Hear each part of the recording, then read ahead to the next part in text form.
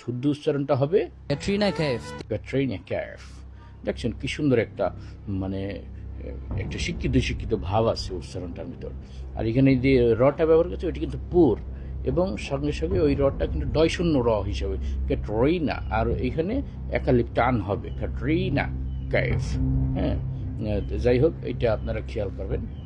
তারপরে আর একটা নাম আছে, আমরা বলি সে বিশ্ব সুন্দরী হিসেবে খেতাব পাইছিল, সেই হিসেবে আমরা অনেকেই জানি ঐশ্বরিয়া রায়, অমিতাভ বচ্চনের ফুলার বউ। তো ঐশ্বরিয়া রায় আমরা সাধারণত বাংলায় পড়ছি ওই, তারপরে তালিবা শয়ে বয়ে যুক্ত, তারপর রসিকার রি 29 টাকা ঐশ্বরিয়া। মূলত উচ্চারণটা কিন্তু এরকম হবে না, উচ্চারণটা হবে Aishwarya Rai. ঐশ্বরিয়া রায়। ঐশ ঐশ ঐশ ওয়া